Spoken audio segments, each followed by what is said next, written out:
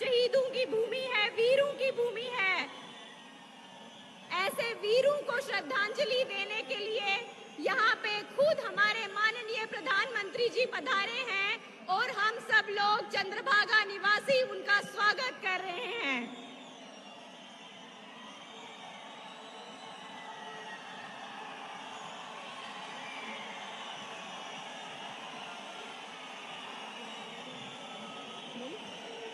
मैं अभी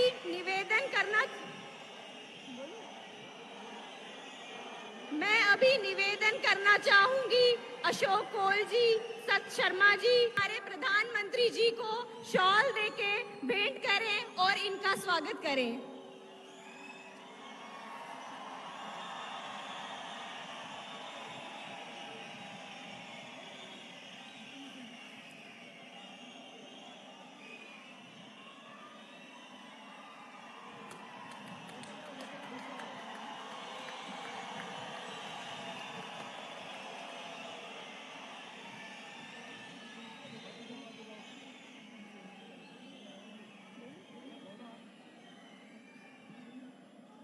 अब मैं निवेदन करूंगी डॉक्टर जितेंद्र सिंह जी से, गजय सिंह जी से, दलीप परिहार जी से, राकेश ठाकुर जी से और मैं खुद प्रधानमंत्री जी को चुन्नी भेंट करके उनका स्वागत करना चाहूंगी।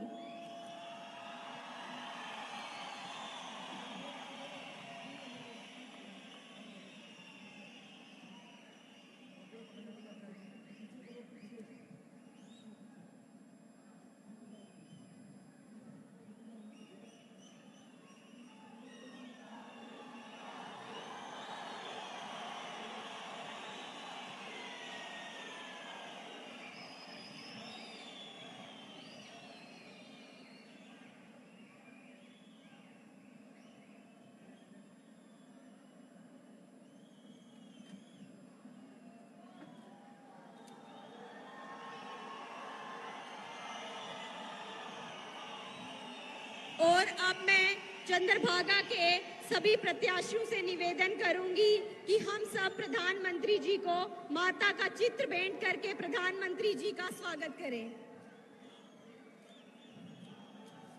अब मैं निवेदन करती हूँ कार्यकारिणी अध्यक्ष सत शर्मा जी से, वो अभी स्वागत भाषण करें।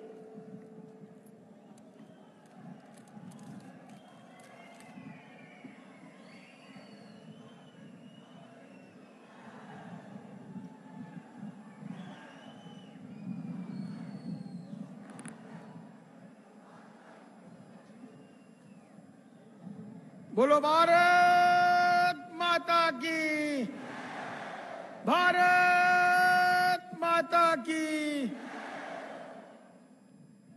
मंच पर आसीन देश के यशस्वी नेता एवं प्रधानमंत्री माननीय नरेंद्र भाई मोदी और विश्व के सबसे लोकप्रिय नेता माननीय नरेंद्र भाई मोदी जी का मैं आज इस डोडा की धरती के ऊपर स्वागत करता हूं। ये डोडा की धरती, ये किश्तवाड़ की धरती, ये रामबन की धरती वीरों की धरती है। ये धरती आस्था की धरती है और आज इस वीरों की धरती पर, आस्था की धरती पर विश्व के सबसे लोकप्रिय नेता माननीय नरेंद्र भाई मोदी जी का मैं अभिनंदन करता हूं, स्वागत करता हूं। माननीय प्रधानमंत्री जी के ध्यान में कुछ यहां के विषय जो है हमारे इससे पहले एमएलएस ने कुछ ध्यान में लाए हैं, लेकिन जो 370 हटने के बाद, 35 से हटने के बाद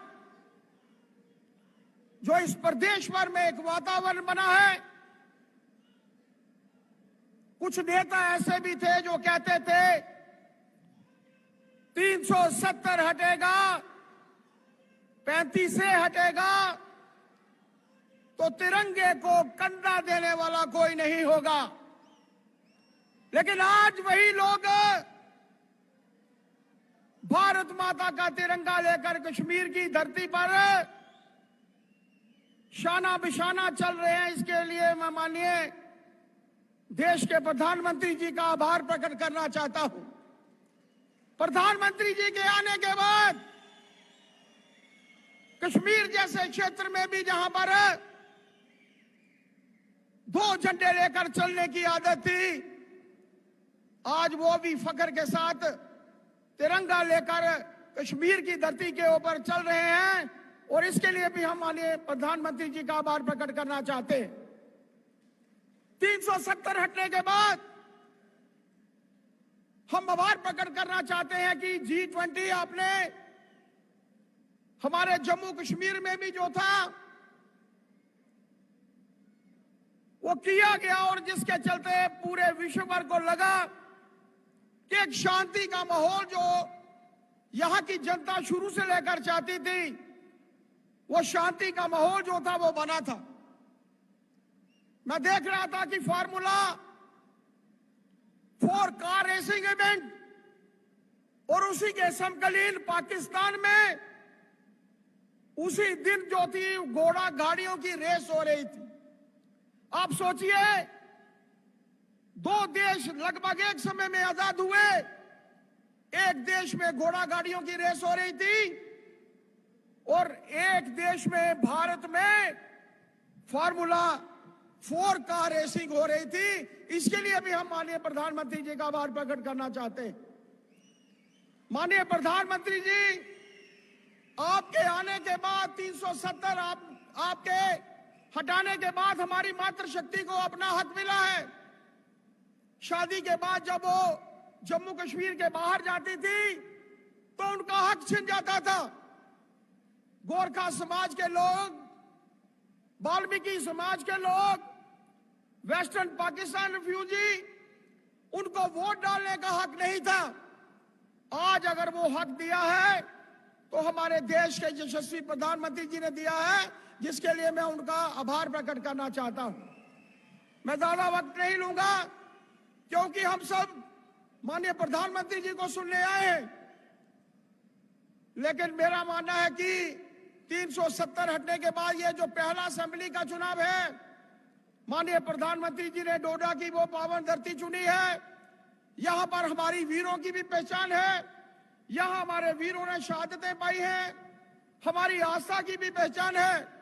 मेरा मानना है कि प्रधानमंत्री जी के आशीर्वाद के बाद ये 8 की 8 सीटें हम लोग जीतने में सक्षम होंगे। इन्हीं शब्दों के साथ इस वीरों की धरती पर मैं देश के प्रधानमंत्री जी का आभार प्रकट करना चाहता हूं कि हम सबको आशीर्वाद देने हेतु आज इस क्षेत्र में हमारे बीच में आए हैं। आप सबका बहुत बहुत आभार।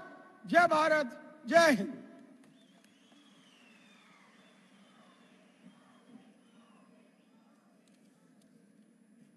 अब हम सबको जिनका इंतजार है, हमारे यशस्वी प्रधानमंत्री, हमारे तेजस्वी प्रधानमंत्री जी का, कि वो मंच पर आके चंद्रभागा के सभी लोगों का मार्गदर्शन करें।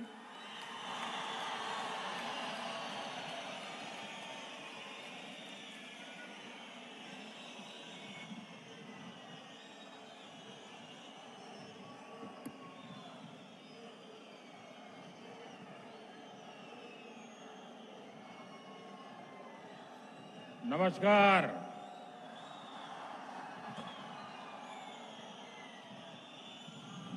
तू सब कई छत और क्यों हालचाल छो?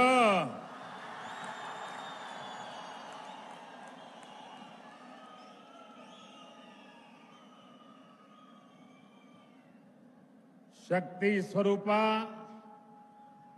मचैल माता को मेरा प्रणाम।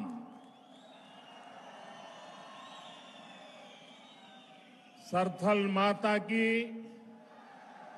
इस पावन भूमि को मेरा प्रणाम। आप सब यहां डोडा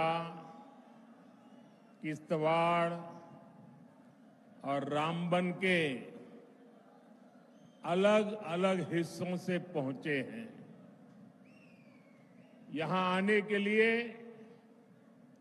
आपने घंटों सफर किया है। इसके बावजूद आपके चेहरे पर थकान का नामो निशान नहीं दिख रहा।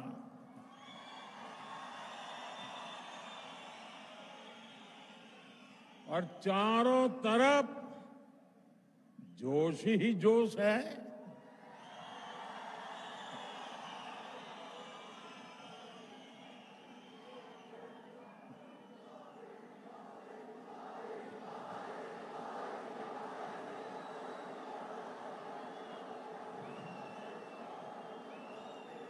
और मैं देख रहा हूं हमारी बहनें, बेटियां इतनी विशाल संख्या में हमें आशीर्वाद देने आई हैं।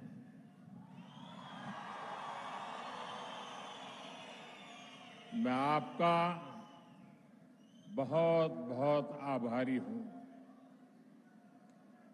आपका ये प्यार,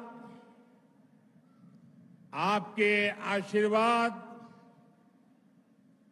मैं 2 गुनी 3 गुनी आपके लिए, देश के लिए मेहनत करके चुकाऊंगा।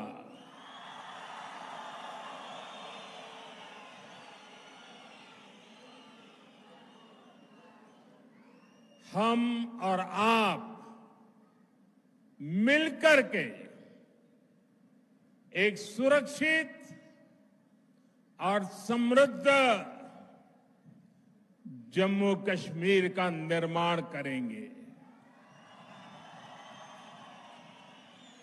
और ये मोदी की गारंटी है।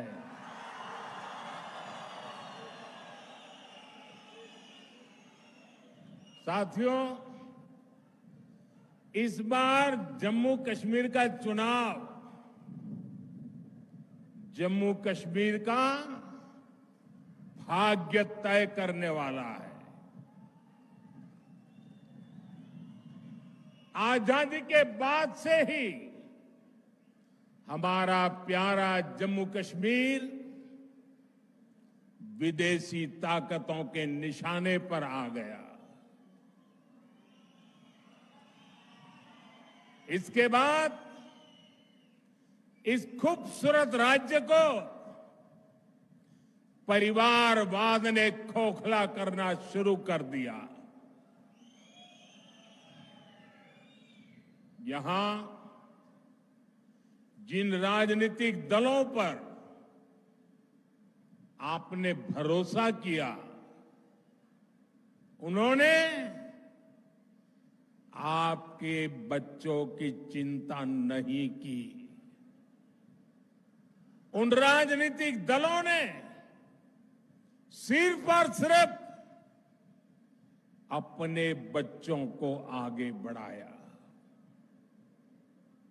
जम्मू कश्मीर के मेरे नौजवान आतंकवाद में पिसते रहे और परिवारवाद को आगे बढ़ाने वाली पार्टियां आपको गुमराह करके मौज काटती रही। इन लोगों ने जम्मू कश्मीर में नए नेतृत्व को कभी भी उभरने ही नहीं दिया।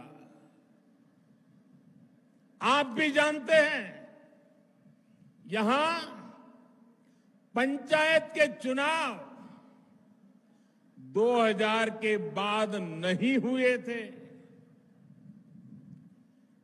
यहां बीडीसी के चुनाव कभी भी नहीं हुए थे। डीडीसी के चुनाव भी कभी नहीं हुए थे।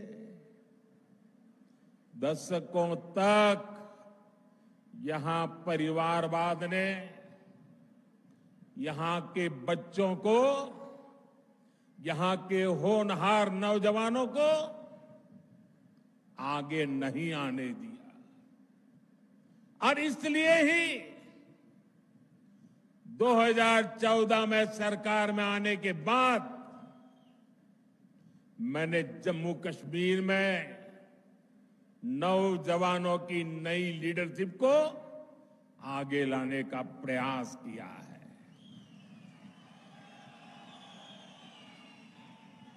फिर 2018 में यहां पंचायत के चुनाव कराए गए।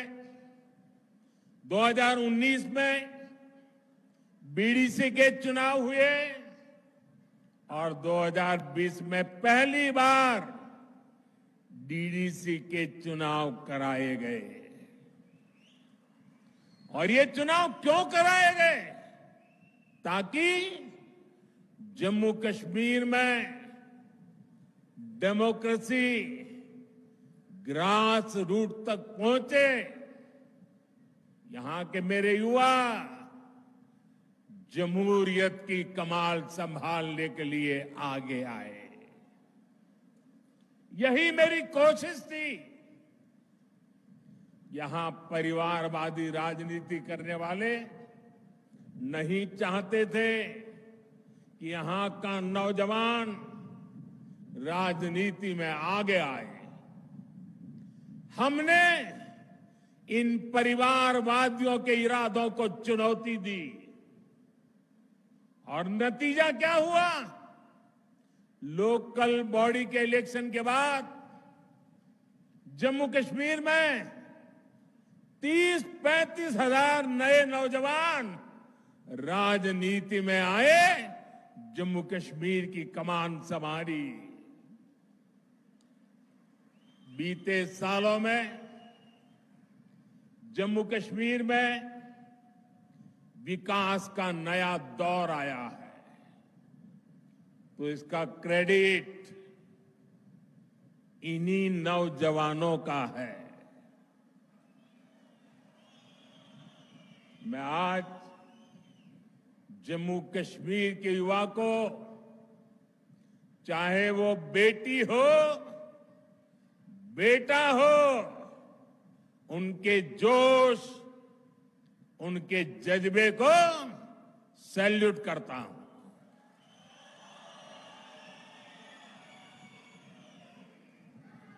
साथियों, जम्मू कश्मीर का इस बार का विधानसभा चुनाव 3 खानदानों और जम्मू कश्मीर के नौजवानों के बीच में है। एक तरफ 3 खानदान है और दूसरी तरफ सपने लेकर के निकल पड़े जम्मू कश्मीर के मेरे नौजवान बेटे बेटियां हैं। ये 3 खानदान, एक खानदान कांग्रेस का है, एक खानदान नेशनल कॉन्फ्रेंस का है, एक खानदान पीडीपी का है।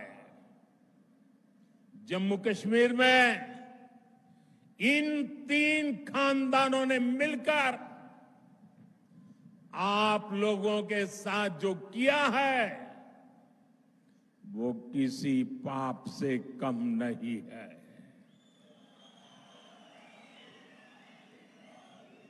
ये तीनों खानदान जम्मू कश्मीर को दशक तक बर्बादी देने के जिम्मेदार है।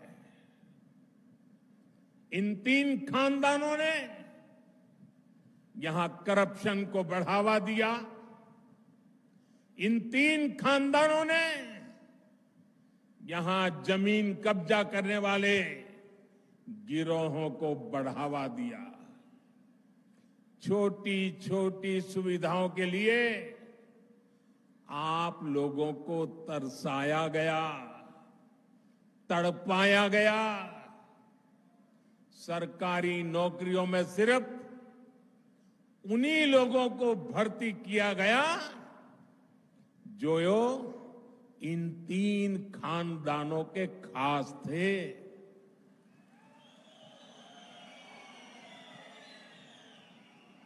इन 3 खानदानों ने ही यहां अलगाव और आतंक के लिए जरूरी जमीन तैयार की, और इसका फायदा किसने उठाया? देश के दुश्मनों ने। ये लोग आतंकवाद को इसलिए पाल पोस रहे थे ताकि इनकी अरबों खरबों की दुकान चलती रहे। इनके गुनाहों की वजह से हमारे हजारों बच्चों की यहां जान चली गई। ये चंद्रभागा घाटी ये सालों साल चले आतंक के खून खराबे के उस दौर की गवाह रही है। आप याद करिए वो समय जब दिन ढलते ही यहां अघोषित कर्फ्यू लग जाता था,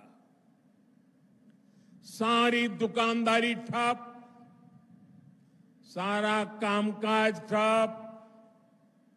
हालत ये थी कि तब कांग्रेस सरकार के, केंद्र सरकार के गृह मंत्री तक लाल चौक जाने से डरते थे। साथियों, जम्मू कश्मीर में आतंकवाद अब अपनी अंतिम सांसें गिन रहा है।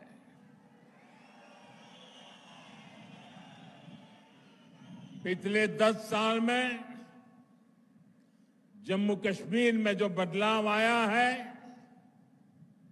वो किसी सपने से कम नहीं है।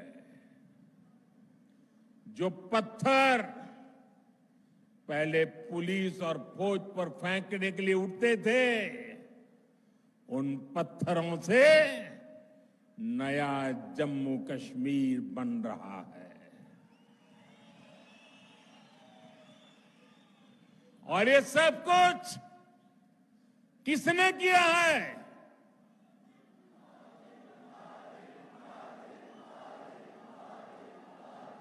किसने किया है? किसने किया है?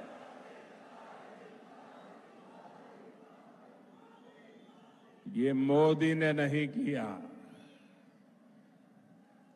ये जम्मू कश्मीर के डोडा के आप लोगों ने किया है।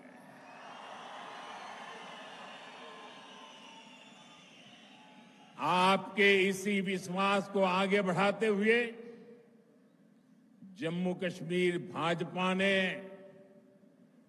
आपके लिए एक से बढ़कर एक संकल्प लिए हैं।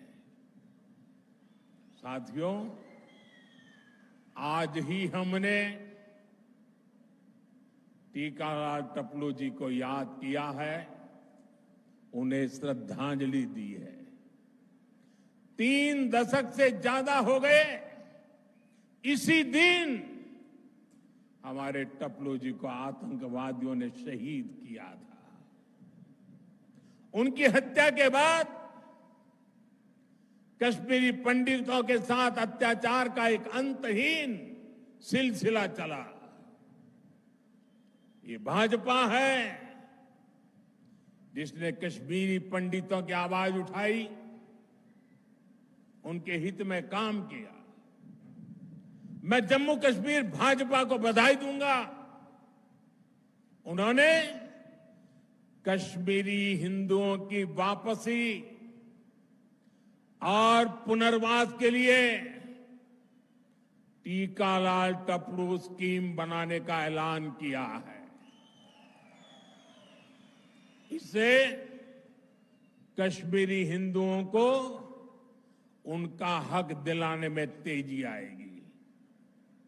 भाजपा ने आतंकवाद के सभी पीड़ितों को न्याय दिलाने के लिए व्हाइट पेपर लाने का भी फैसला लिया है। और साथियों, भाजपा सिर्फ कहती है ऐसा नहीं है, करके दिखाती है।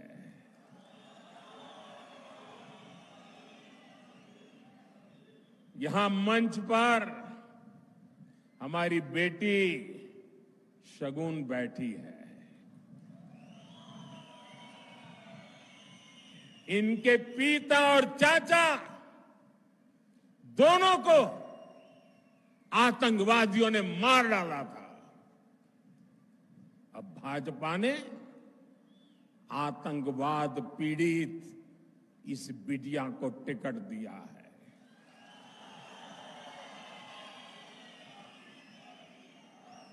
बेटी शगुन सिर्फ कैंडिडेट है ऐसा नहीं, ये आतंक को खत्म करने के भाजपा के मजबूत इरादों की जीती जागती तस्वीर है।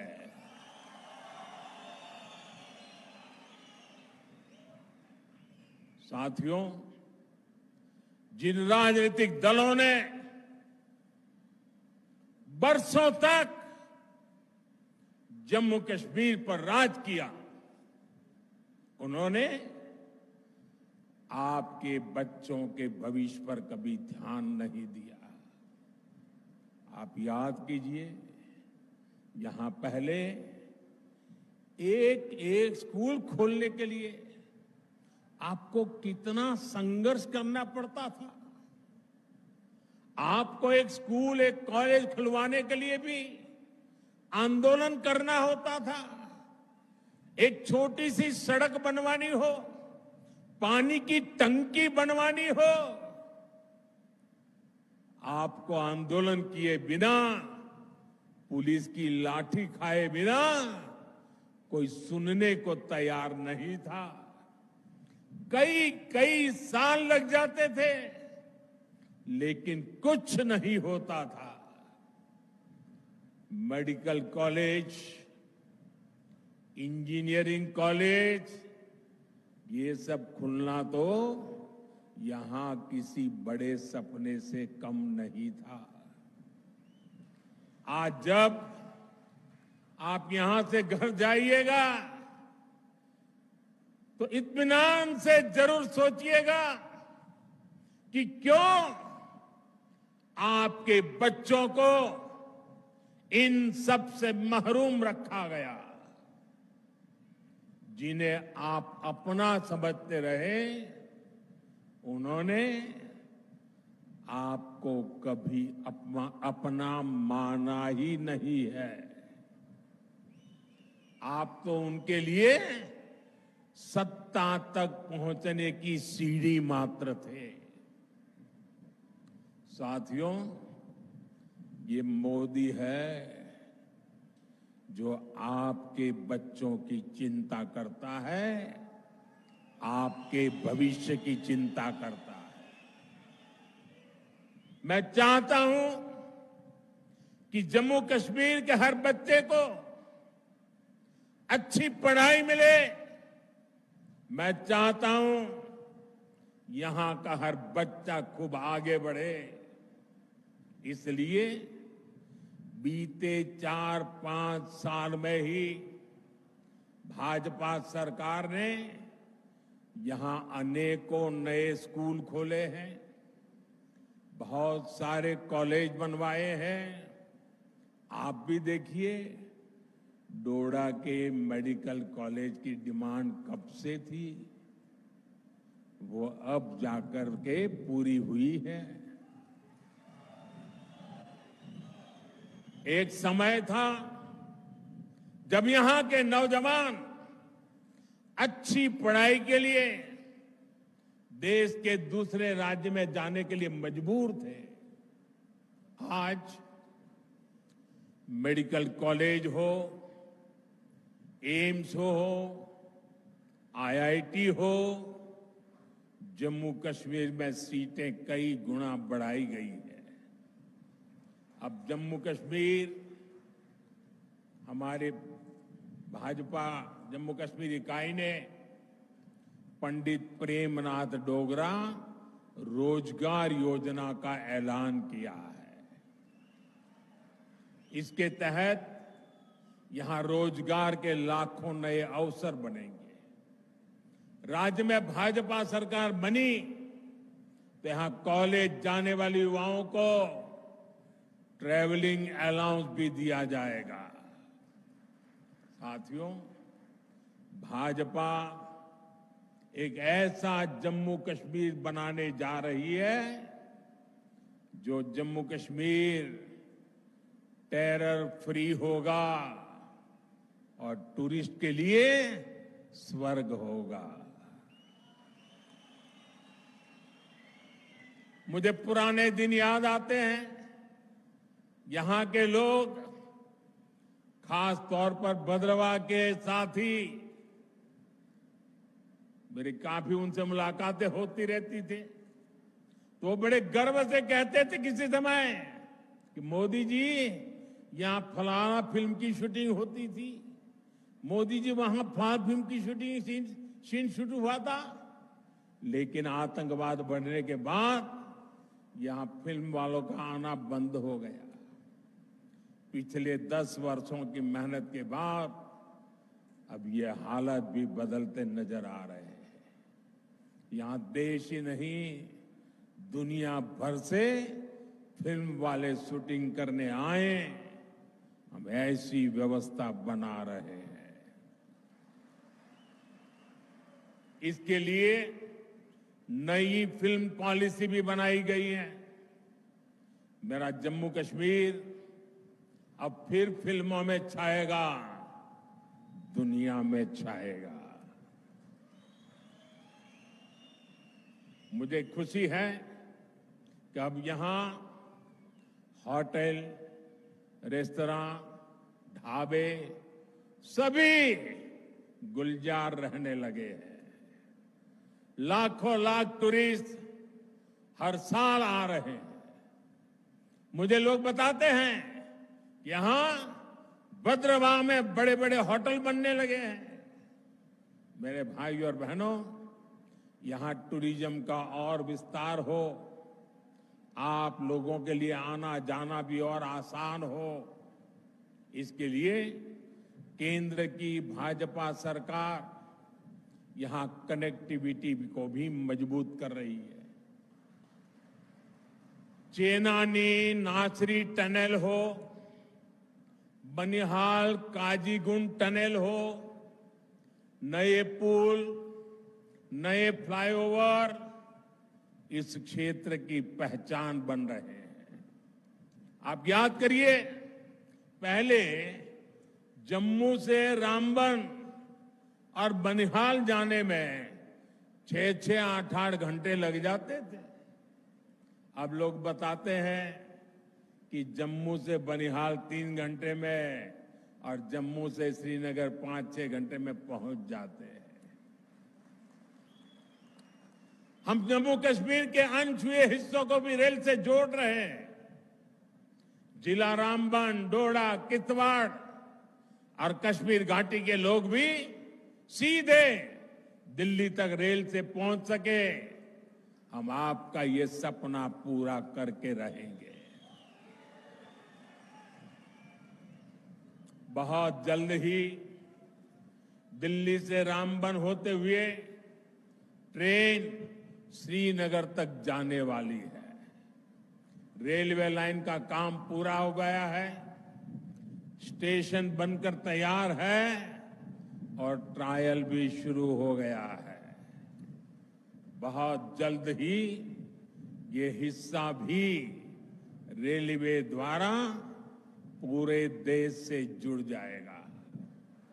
साथियों, यहां गरीब से गरीब परिवार को बेहतर शिक्षा मिले, बेहतर इलाज मिले, ये हमारा संकल्प है। जम्मू कश्मीर देश का वो राज्य है जहां हर परिवार को 5 लाख रुपए तक का मुफ्त इलाज मिलता है। अब जम्मू कश्मीर भाजपा ने हर गरीब परिवार को 7 लाख रुपए तक मुफ्त इलाज देने का ऐलान किया है। साथियों, महिलाओं के जीवन से परेशानी कम से कम हो, ये भी भाजपा की प्राथमिकता है। बीते वर्षों में जम्मू कश्मीर के दूर सुदूर के गांवों तक भी नल से जल पहुंचा है, बिजली पहुंची है, मोबाइल के टावर पहुंचे हैं। इससे भी माताओं बहनों का जीवन आसान हुआ है। जम्मू कश्मीर भाजपा ने परिवार की सबसे बड़ी महिला, उसके खाते में हर साल 18,000 रुपये जमा करने की भी घोषणा की है।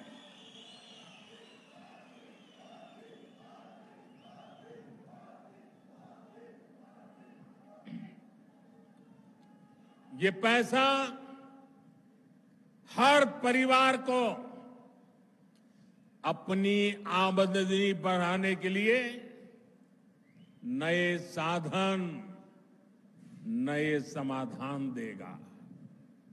साथियों, यहां इस क्षेत्र को पर्पल रिवॉल्यूशन यानी बैंगनी क्रांति के लिए जाना जाता है। लेवेंडर की खेती ने यहां छोटे किसानों का जीवन बदल दिया है। भाजपा सरकार छोटे किसानों के हितों के साथ खड़ी है। अभी तक जम्मू कश्मीर के किसानों को पीएम सम्मान निधि के 6,000 रुपया मिलते रहे। अब यहां भाजपा की टीम ने इसको 10,000 रुपये करने का ऐलान किया है।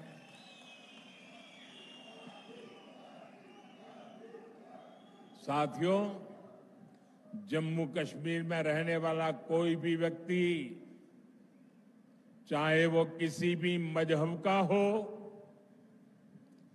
किसी भी आस्था से जुड़ा हो, किसी भी वर्ग का हो, भाजपा की प्राथमिकता है आपके हर अधिकार की रक्षा की गारंटी मोदी ने दी है। जम्मू कश्मीर को पूर्ण राज्य का दर्जा देने का काम भी भाजपा सरकार ही करेगी। लेकिन आपको ऐसे लोगों से सावधान रहना है जो अपने स्वार्थ के लिए आपका अधिकार छीनते रहे हैं। आपने देखा है आजकल ये लोग संविधान को अपनी जेब में रखते हैं। संविधान की किताब कोई सम्मान नहीं, जेब में रख दो। और ये दिखावा क्यों कर रहे हैं? अपने काले कारनामों को छिपाने के लिए कर रहे हैं। हकीकत क्या है?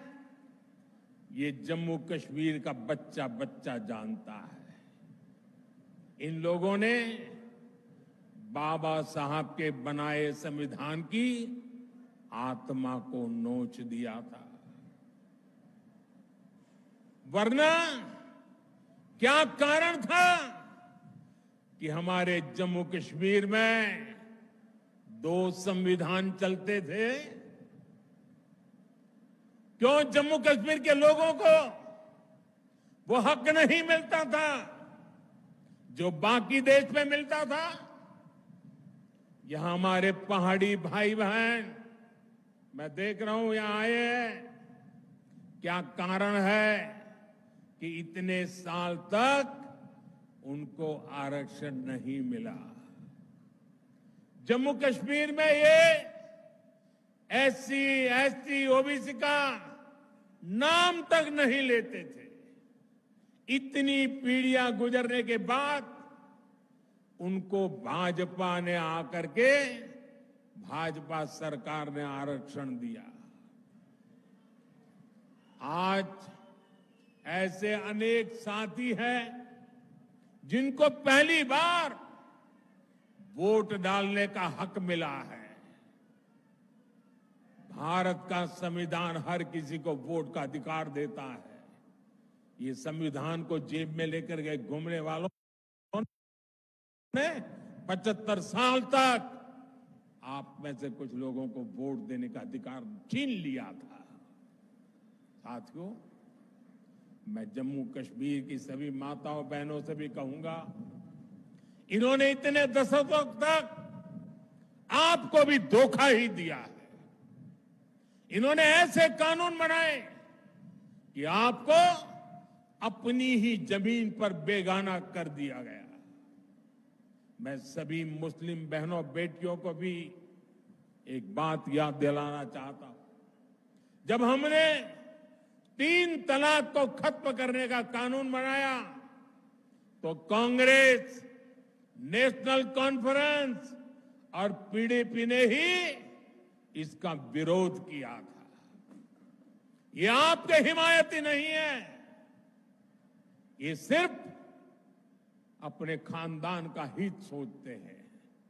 साथियों, आपके सामने कांग्रेस और नेशनल कॉन्फ्रेंस की घोषणाएं भी है और भाजपा का संकल्प पत्र भी है। आपके लिए जानना जरूरी है कि ये लोग कह क्या रहे हैं और उसका नतीजा क्या होगा। नेशनल कॉन्फ्रेंस, पीडीपी और कांग्रेस आर्टिकल 370 को वापस लाना चाहते हैं। आपके लिए इसका मतलब क्या होगा? इसका मतलब होगा ये 3 खानदान मिलकर पहाड़ी समाज का आरक्षण फिर छीन लेंगे। जम्मू कश्मीर में अनेक लोगों को वोटिंग का जो हक मिला है वो भी छीन लिया जाएगा। 35A वापस आई तो माताओं बहनों के हकों पर फिर वही पुरानी पाबंदी लग जाएगी। आप याद रखिए, इनके घोषणा पत्र लागू हुए तो फिर स्कूल चलने लग जाएंगे, फिर बच्चों के हाथ में पत्थर होंगे, फिर हड़तालें होगी, कारोबार पर ताले लगेंगे, नौजवान बेरोजगार घूमेंगे। क्या आप इनको वो खौफनाक दिन वापस लाने देंगे क्या? वापस लाने देंगे क्या? साथियों, ये संविधान की बातें करते हैं और नफरत की दुकान पर मोहब्बत की दुकान का बोर्ड लगा करके घूमते हैं। मैंने आज अखबारों में पढ़ा, लोकतंत्र का एक महत्वपूर्ण पिलर होता है हमारा स्वतंत्र मीडिया।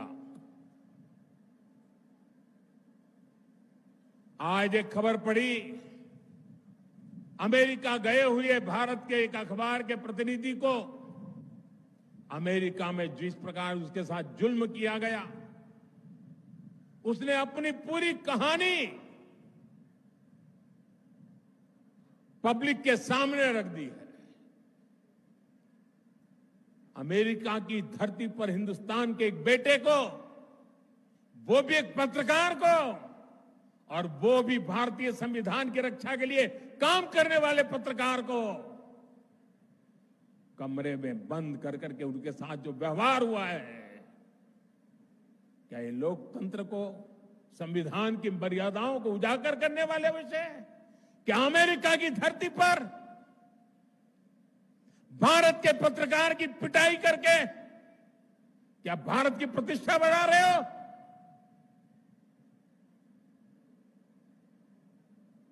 आपके मुंह में संविधान शब्द शोभा नहीं देता है।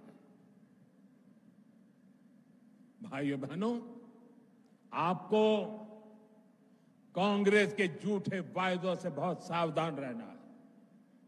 कांग्रेस क्या करती है, कैसी सरकार चलाती है, इसका उदाहरण आप पड़ोस में देख रहे हैं। पड़ोस में हिमाचल में सरकार बनाने के लिए, वोट पाने के लिए इन्होंने ऐसे ऐसे वादे करके सरकार बना दी कि पूरे राज्य को बर्बाद कर दिया। आज वहां छोटा सा राज्य, हर कोई सड़क पर है। वहां रोड, पानी, बिजली, सब काम ठप पड़े हैं। कर्मचारियों को सैलरी नहीं मिल रही है। महंगाई चरम पर है। नौजवानों की भर्तियां बंद है। मैं आपसे कह रहा हूं कि कांग्रेस भारत की सबसे बेईमान और धोखेबाज पार्टी है और कांग्रेस का शाही खानदान भारत का सबसे भ्रष्ट परिवार है। आपको इनसे सावधान रहना है। ये ऐसे लोग हैं जो सरकारी तिजोरी के दम पर चुनाव जीतने के लिए बेईमानी के हथकंडे अपनाते हैं। ये लोग जनता को मुसीबत में डालते हैं। ये अपनी नीतियों के दम पर चुनाव में नहीं जाते। जब मैं देश को सतर्क कर रहा था, इनके खतरनाक इरादों से सावधान करा रहा था, तब ये सारे लोग मिलकर मेरा मखौल उड़ाते थे, मुझे गालियां देते थे। और आज पूरा देश देख रहा है, कांग्रेस शासित राज्यों में इतने कम समय में कितनी बड़ी बड़ी मुसीबतें खड़ी हो गई है।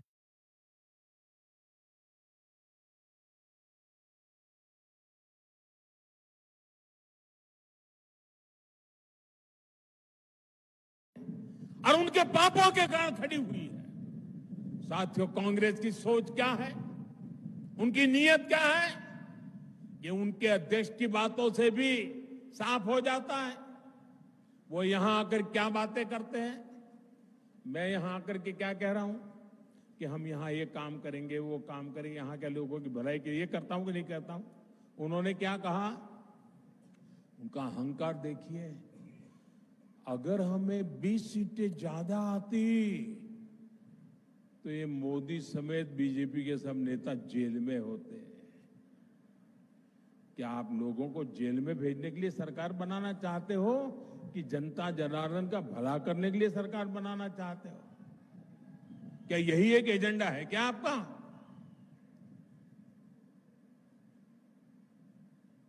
दो 2014, 2019, 2024 60 साल के बाद 3 बार देश की जनता ने हमें सेवा करने का मौका दिया, लेकिन हम सरकार लोगों को जेल में डालने के लिए नहीं चलाते हैं।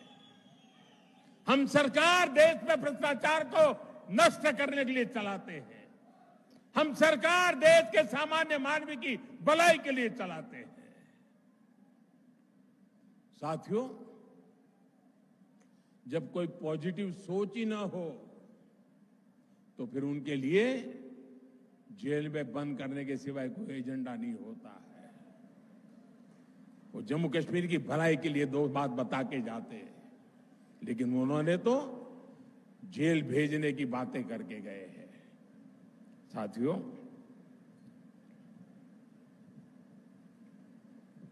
ये नफरत दिखाने से ज्यादा और कुछ सोच नहीं सकते। इनकी नफरत का शिकार जम्मू भी रहा है।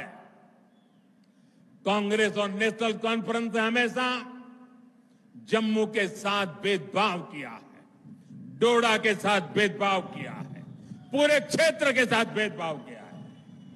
इन लोगों ने महाराजा हरि सिंह और दूसरे राजाओं को लेकर कैसी कैसी टिप्पणियां की है, वो भी आपने सुनी है। ये सिर्फ महाराजा का नहीं, सभी डोगरों का अपमान है। और मैं जानता हूं जम्मू कश्मीर के लोग ये अपमान कभी नहीं सहेंगे। साथियों, भाजपा का संकल्प और आपका साथ ही शांति, सुरक्षित और समृद्ध जम्मू कश्मीर बनाएगा। इसलिए 18 सितंबर को भाजपा के सभी उम्मीदवारों को, यहां मंच पर बैठे हुए मेरे उम्मीदवारों से चाहता हूं सब आगे आ जाएं, आगे खड़े हो जाएं। उम्मीदवार सारे खड़े हो जाएं आगे, जो वहीं खड़े हो जाइए। हाँ, इन सब मेरे साथियों को जिता करके, भारी बहुमत से जिता करके सबके सबको विधानसभा में भेजना है। मैं 1 मिनट उनके बीच जाकर के बधाई देकर के फिर यहां आकर मेरा भाषण करता हूं।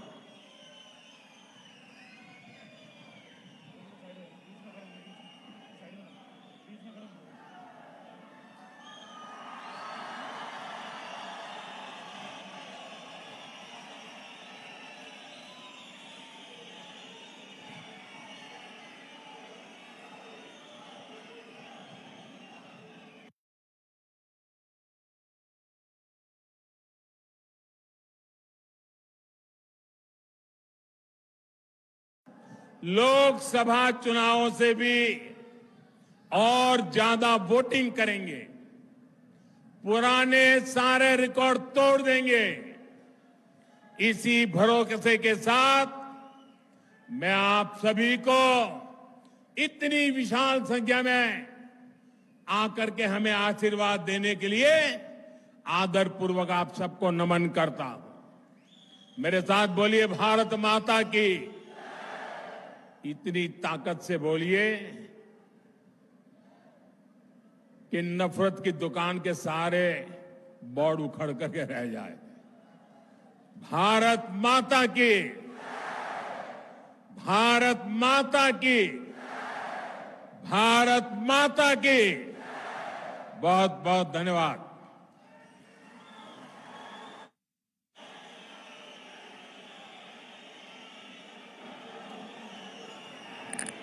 हम सब चंद्रभागा के निवासी, हमारे पूरे विश्व के सबसे लोकप्रिय नेता जो आज हम सब चंद्रभागा निवासियों को आशीर्वाद देने के लिए आए हैं, इसके लिए हम इनको धन्यवाद करते हैं। हम सब इनके आभारी हैं कि इनके पावन कदम इस धरती पर पड़े और हम सब चंद्रभागा निवासियों का इन्होंने मार्गदर्शन किया। धन्यवाद। जय हिंद, जय भारत।